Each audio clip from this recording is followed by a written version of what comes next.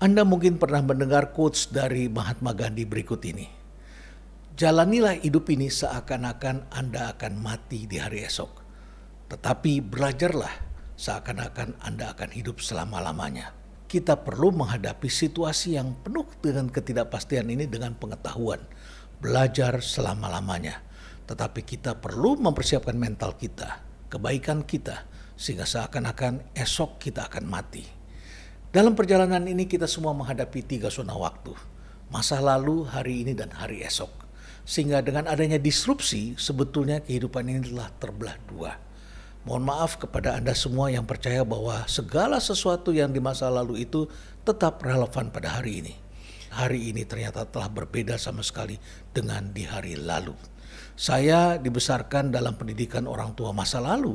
Dan tentu saja hari ini saya tidak melakukannya lagi. Misalnya dalam hal bagaimana saya dididik secara keras oleh orang tua saya. Apalagi dalam kehidupan ekonomi dan bisnis. Praktek ekonomi, praktek menjalankan bisnis sudah berbeda sama sekali. Celakanya sebagian besar kita sampai hari ini masih beranggapan hari ini sama dengan apa yang kita pelajari di masa lalu. Sebagai seorang guru besar di Fakultas Ekonomi, tentu saya sangat memahami bahwa praktek bisnis dari apa yang saya pelajari 30 tahun yang lalu sudah tidak sesuai lagi dengan hari ini. Oleh karena itu maka kita harus beradaptasi sehingga dengan adanya disrupsi sekali lagi melahirkan 2 narasi. Narasi tentang kemarin dan narasi tentang hari esok. Dan inilah yang sebetulnya tengah terjadi dalam dunia bisnis dan dunia ekonomi. Kami sebagai ilmuwan tentu saja juga terbagi 2. Ada ilmuwan yang terperangkap di hari kemarin. Ada ilmuwan yang terus mengeksplorasi di hari esok menghadapi ketidakpastian ini. Karena ketidakpastian itu harus dihadapi dengan pengetahuan. Dan siapa yang tidak mengeksplorasi dunia baru ini, dia akan tersesat dan terperangkap di masa lalu.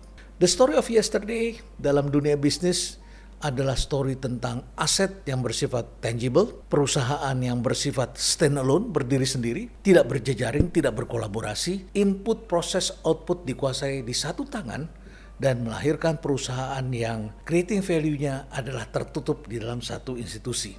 Oleh karena itu, setiap perusahaan itu perlu menciptakan skala ekonomis supaya dia efisien.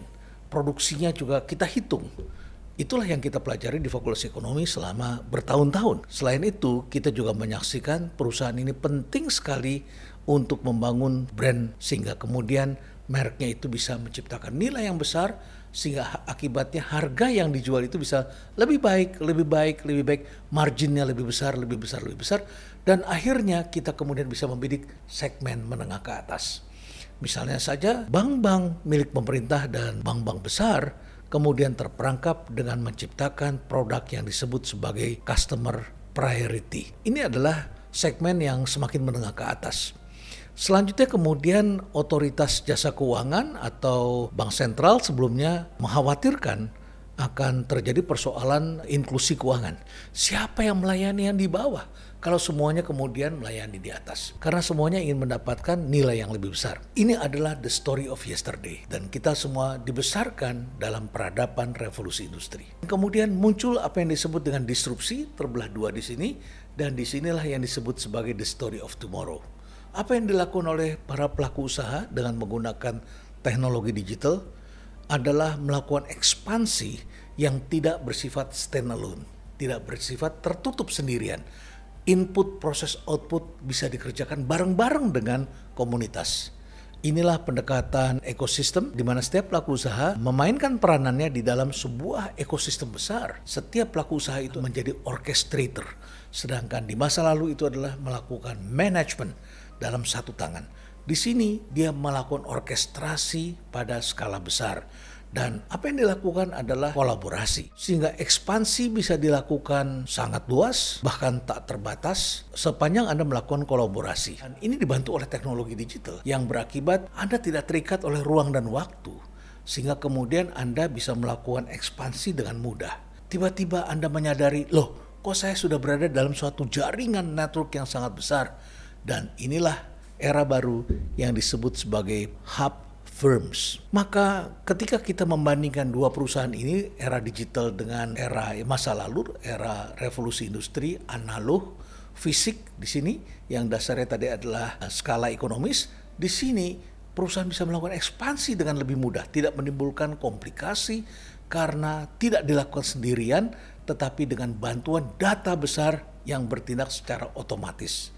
Dan seperti apa mereka melakukan atau menciptakan value-nya?